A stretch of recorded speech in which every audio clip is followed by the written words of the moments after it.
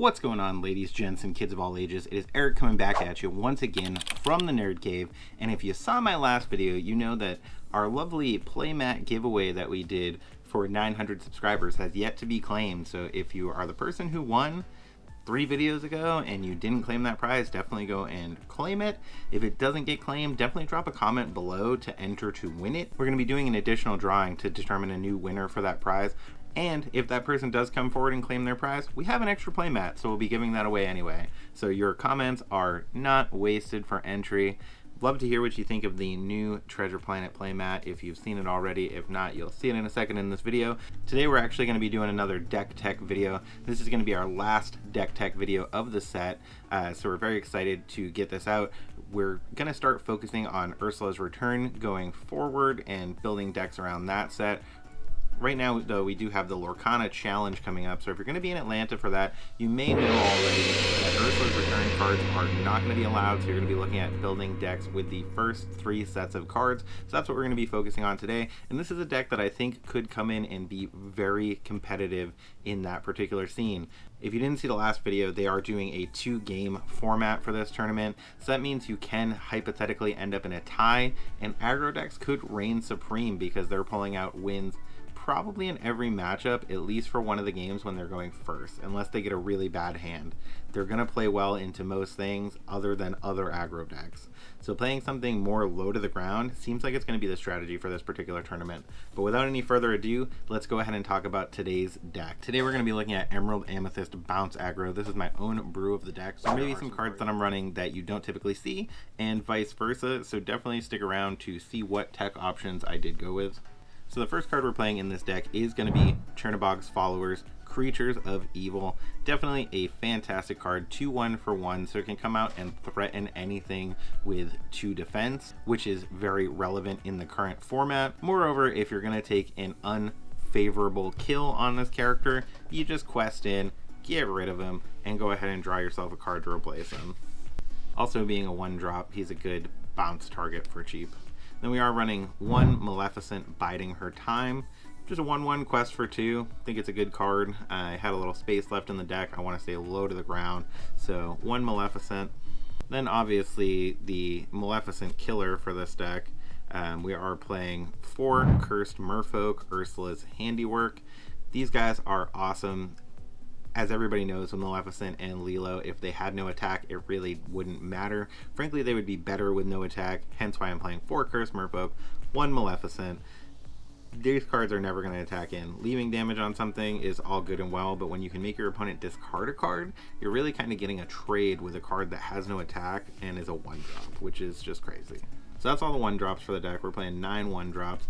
Then jumping into the 2-drop slot, we do have Ursula Deceiver. Absolute necessity in Emerald right now, in my opinion. When she hits the board, not only do you get to look at your opponent's hand, which is always good to know what's coming at you, but also you get to go ahead and rip a song out of it and send that to the discard pile as well. So just a fantastic option. She has a 1-3, so her stat line is honestly more on par with characters that cost 1, but she does quest for 1, and so she's pretty decent. Next up in the 2-drop slot, we do have you may have seen this coming, Madam Mim Snake. I feel like this card needs no introduction. It's played in pretty much everything Amethyst. 3/3 for 2. When you play this character, banish her, return a chosen character to your hand. So she's great for healing some of your characters, getting them back in your hand, letting you play Ursula Deceiver twice so that she can come out and rip another song if that's going to be relevant to you. It's kind of shenanigansy, so she is very good. Then we're playing our 2-drop Cursed Merfolks, aka Flynn Rider, Charming Rogue from set 1. This card just continues to be great. 1/2 for 2 that quests for 2, and when it's banished, your opponent discards a card. Super aggressive card. A 2-drop that quests for 2 is always good. And then lastly, in the 2-drop slot, we are running 1 song, and that is going to be Sudden Chill. Each opponent chooses and discards a card. Super good. Even better with the focus of this deck, that's going to let us sing this twice, make an opponent discard 2. Pretty gross, and you have some 2-drops that can sing it if you're just needing to get it done.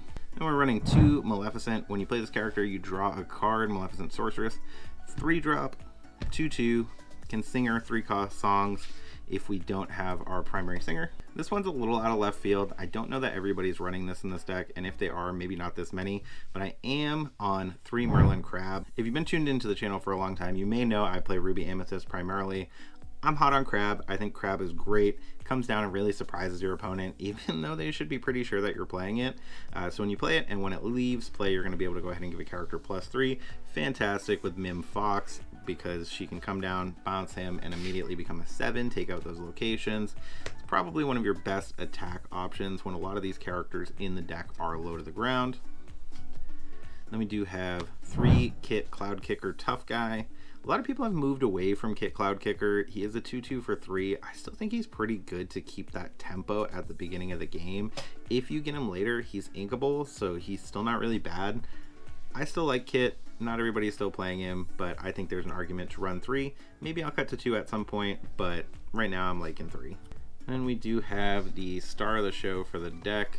That is going to be Ursula, Deceiver of All. Just a fantastic card. Whenever this character sings, you may play the song again from your discard for free and then put it on the bottom of your deck. So not only do you get to play it again for free, but you get the card back in your deck to use again. Just absolutely nasty. 2/3 for 3. There are a lot of answers to her in the current format, so she's not always able to do her thing. That's why it's so important to have other cards that are going to keep that pressure on your opponent if you're not able to get Ursula functioning successfully. But just a fantastic card. Singing Sudden Chill twice, singing Friends on the Other Side twice, and drawing 4 cards, and some of the other things we're going to look at that we're playing in this particular build. Just love Ursula. You probably guessed it when you saw the 4 snakes, but we're also running 4 Madame M. Fox. Does the same thing when it comes into play. You banish her, you bounce a character to your hand, but she has Rush, and she's a 4/3 for 3. Still excellent. Still excellent in the format. There's so many people specifically making deck choices, like the Prince is really good. 1/3 for 3 with Bodyguard and Resist 1. Super good card, but it's really not seeing much play in the format because so many people are playing Madame M. Fox, and she just answers it outright. And like I mentioned, we are running 4 Friends on the Other Side. I think this is still pretty much a requirement in Amethyst. Maybe we'll see people moving away from it when Ursula's Return comes out and there's kind of less going on. Fantastic card. Draw 2 cards. When you sing it with Ursula, you get to draw 4 cards, but I have lots of 3 drops to sing it with if Ursula's not working out.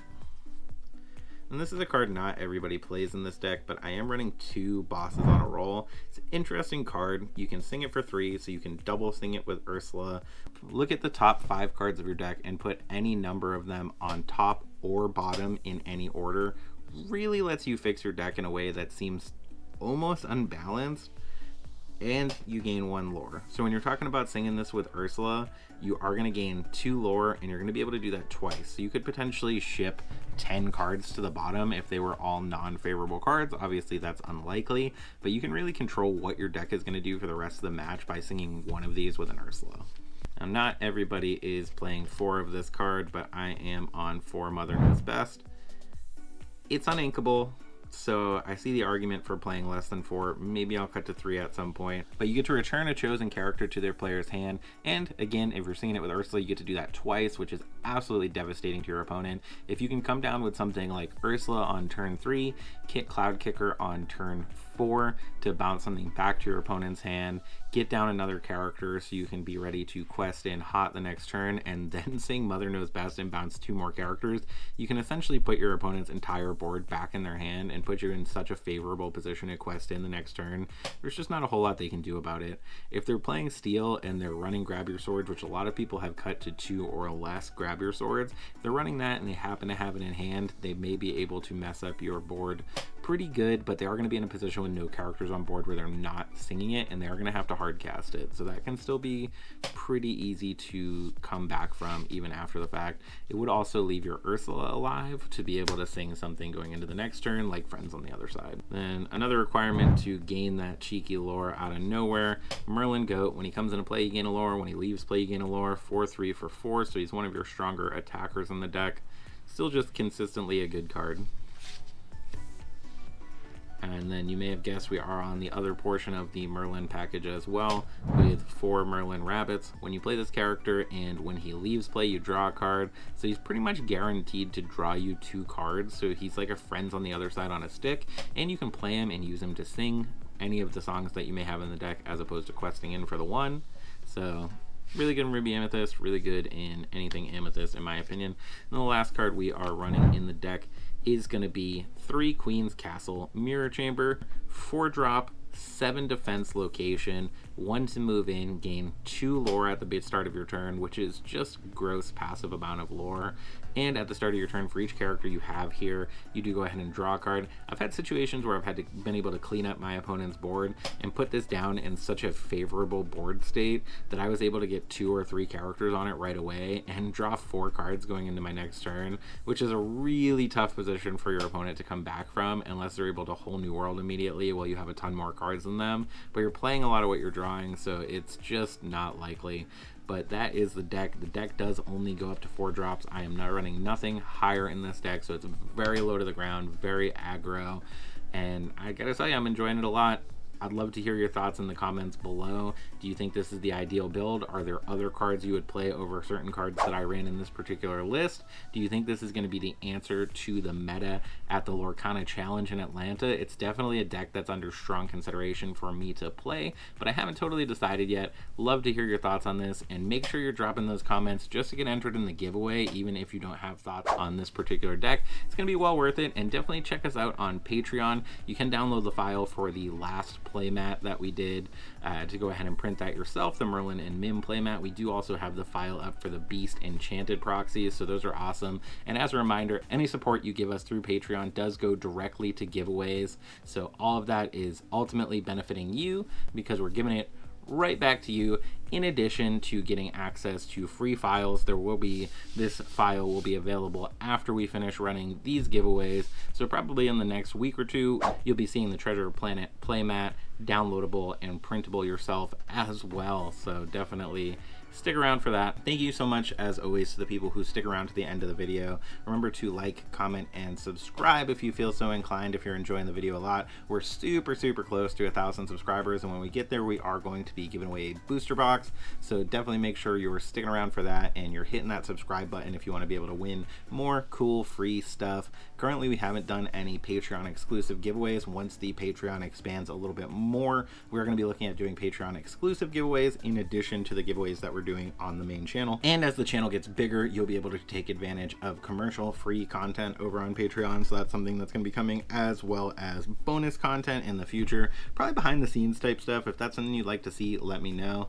But I really appreciate everyone who's taken the time to comment, to tune into the channel, to join in on the conversation. And remember, when you see those toys, video games, and awesome Ursula decks off in the distance, it is not a mirage. You guys have a great day.